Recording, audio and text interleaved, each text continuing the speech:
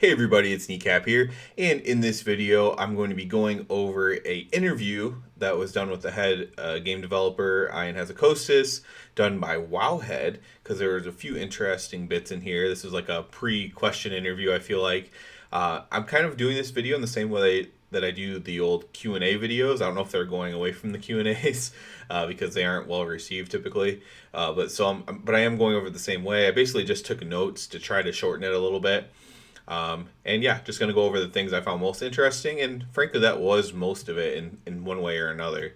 So just going to go through the highlights, and the first thing that they covered that I thought was interesting was just to give some clarification. It's about Mythic Plus seasons carrying over. So apparently there were some people speculating. I don't know if it was content creators or just like Redditors or whatever, that if you did a high key this last week, so this week, then you would start Shadowlands. So Mythic Plus doesn't come out the first. Whenever Mythic Plus comes out, you would start with a high key that week. That's not the case. I could have just told you that, I guess, or I could have told people that, but any of the major creators could have as well.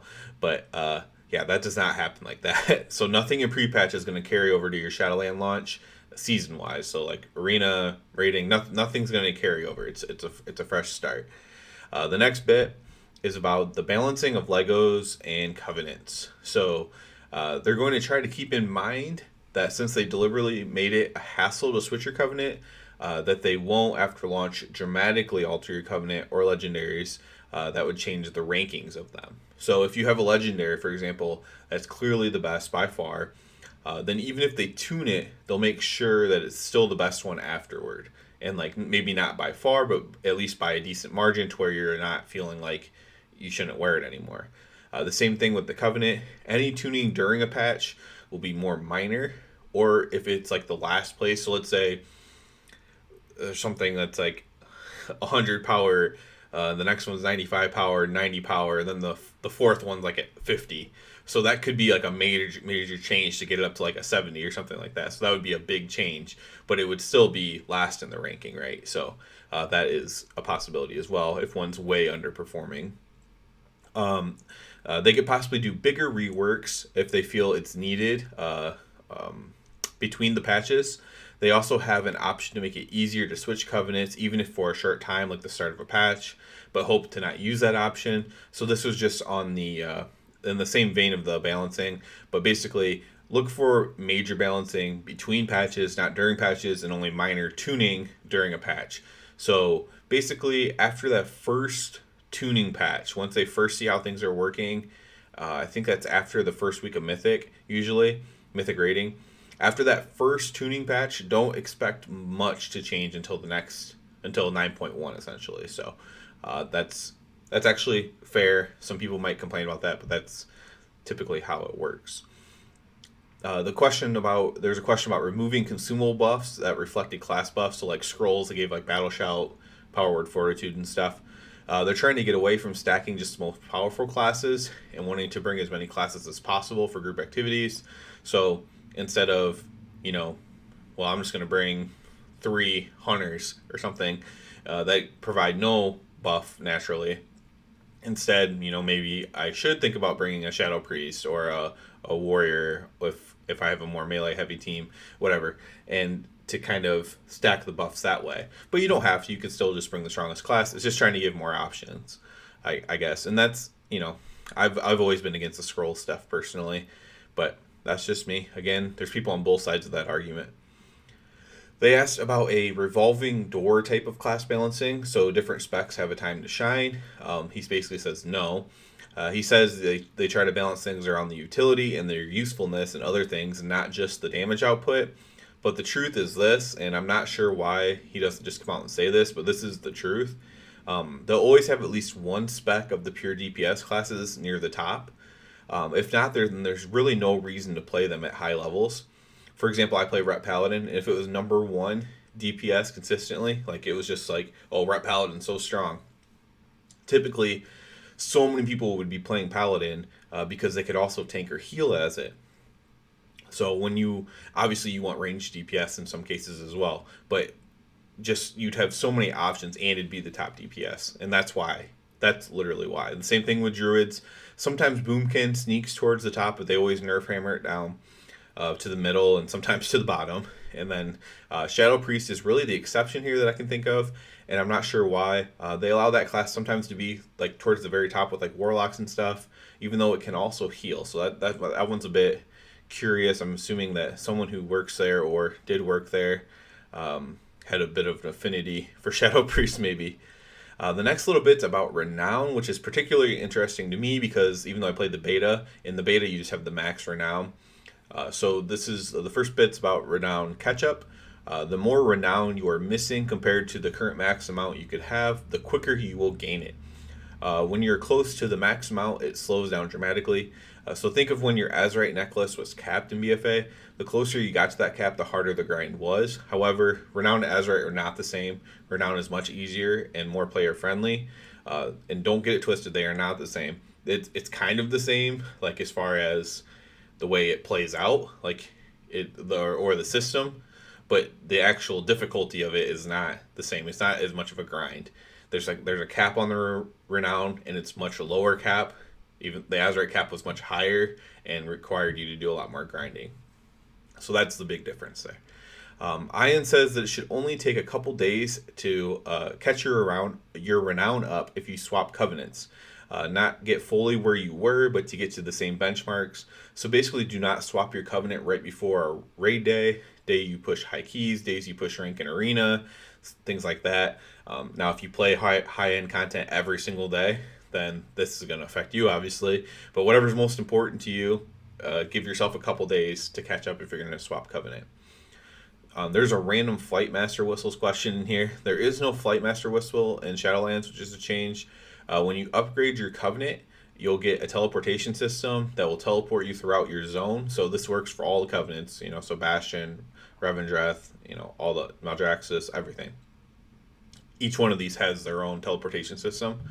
And eventually you'll get one that teleports you back to Oribos, which is the main city, which means you could just set your Hearthstone to your covenant at that point and you'd be able to get everywhere.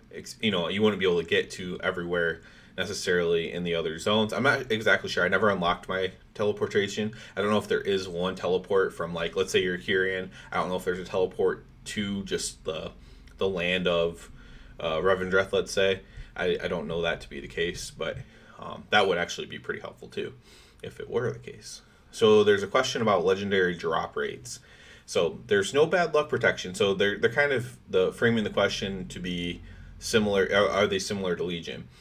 And so there's no bad luck protection because the drop rate is high. So it's not like Legion. World Boss, for example, equals 100% drop rate. Otherwise, that wouldn't be really fair. Dungeon Boss is lower, and those are just the only two examples that he used.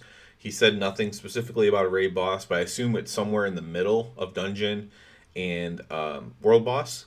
So if a Dungeon was 50% chance, and I'm just completely making that number up, could be higher, could technically be lower, and a World Boss was 100, I would assume that the raid boss is like 75. And that's just my assumption. Again, logically, I tend to kind of think similar to them, and that's kind of where I think that would put it that then. So there's a little bit about conduits, but I kind of want to skip over that because I've gone over conduits extensively, and it actually is much simpler than what sometimes people try to make it. And this was actually because of the data mining, which is actually extremely helpful. I'm not against Wowhead and other people data mining stuff, but sometimes it can be a little bit confusing without context. And I've gone over how they work a lot, and they're basically just like relics in Legion. They're super easy to get. They're everywhere. And the one thing I guess I'll reaffirm is that they are, like, the harder the content you do, the higher the conduit level is going to be. So there was a thought at one point, I know, that you had to like rank them up and like grind them up like another grind. That's not the case. You get higher relics from doing harder content. Can weapon tokens show up in the Great Vault loot? He says he thinks yes, so if not, it sounds like it will be. So they might have overlooked that perhaps, or they didn't, and it will be fixed. But the way rating row works in your Great Vault, so if you don't know, there's a rating row in Great Vault, Mythic Plus row, and PvP row in Great Vault. So the way the raiding row works is you have to have killed the boss that drops an item to get it in your vault. So you won't be getting Mythic Sired and Atheris loot in week 2 of your Great Vault unless you were like the world first, and the world first only lasts that 1 week. So you have to have killed the boss to have a potential to get loot from that boss. So that's just kind of the way. And you only have to kill it once. So you kill it once, you can pay for a kill, and then it can show up in your Great Vault. That's possible. But you have to at least have killed it. A little bit about tier sets here. This one makes me a little bit sad. Azerite armor was very easy and straightforward to obtain, for me at least. I know some people had trouble because it dropped off one specific, like their best one dropped off a specific boss and they couldn't get it to drop, or it was towards the end of the raid, whatever. Everything was tradable because it was just, the armor type. So for me, it was plate. So I didn't need another paladin specifically there right with me to trade it. I could just have any plate wearer trade it to me. I've had very bad luck when it comes to loot historically, and I'm always one of the last people in my raid to get my set bonuses. So this is the under the table nerf for me, because I do not expect. We do have 2 paladins in the raid at least, so maybe that would help me out. But yeah, it's a bit of a nerf for me because I just know my luck, and that's just the way it is. And I know most of the community actually does like tier sets. I'm just not one of them, and it's just because of my bad luck. And these will indeed return later on in the expansion. A little bit about the Maw here. I covered this previously because they were doing big changes to the Maw. But Ion talks here in regards to not making it as much of a sandbox and giving players a direction to go. And also making sure you don't have to spend too much time in the Maw if you don't really like it. He compared it a little bit to the Assaults of 8.3. I think this is probably a pretty fair comparison. Some players went every day and did every single thing, meaning like all the little events, every single daily. Others, even in high-end guilds, high-end stuff, not like World First necessarily, but like higher-end stuff, they just did the weekly stuff, the minimum requirement. So like filled the bar up, turned it in, got the weekly, boom, done. Just like they just did one run of Visions of N'Zoth if that's what they wanted to do. And I guess this is their plan for the Maw as well. You can get by doing the least amount of weekly, or you can go every single day for diminishing returns. So you can go every day, you will gain stuff, but it will feel very grindy. You don't have to go every day. They're not intending for you to go every day, but you certainly can if you want to. There's some mounts in the Maw that you can use. So if you don't know the Maw, you can't use your mounts there, and that's something that's very makes certain factions pretty angry of the player base. But there are 2 that work. One is from Torghast, so you can get that by completing, I believe, the challenge mode of Torghast. He says the other one's a rare drop within the Maw. I thought it was just a random rare spawn that could drop it, and that is probably the case. However, he mentioned to say he wishes players luck in seeking it, as if it may be hidden. I guess we'll see on that. I do think it's just a random rare, but if it's a secret or something, then that's really cool, and I would love that. But I do think it's just a rare spawn. The last 2 things were just the average day for an average player in Shadowland, of what that consists of for a player in Shadowlands, and then the Blizzard team working at home was the actual last question. So regarding first, it was pretty much just rehashing everything we already talked about. So do your renown, do your weekly Maw stuff, do a few Torghast runs, do as much extra as you want, but really just a few things here and there required per week. So kind of similar to BFA in a lot of ways. So do your 4 Azerite or your island expeditions or whatever, do an emissary, do your emissaries, whatever. Like there's only a certain amount of stuff you actually need to do. And that's just carrying over, and that's just kind of the direction of the game now. And the working from home bit, I'll just say I sympathize with them greatly. It's probably can't be overstated how much of a change it is to completely switch your work environment. And, if Shadowlands ends up being a pretty good expansion, then, that's a testament to them and their hard work. So I'll give them some credit there and sympathize with them for the just, being upended in the way that many people have this year. So that's it for this one. A bit of a long video, but it was a very long interview Q&A type thing. So it is what it is. It's technically faster than reading through it all, I guess. So yeah, that's it for this. Please subscribe to the channel because it helps me out so much. And other than that, everybody have a good one.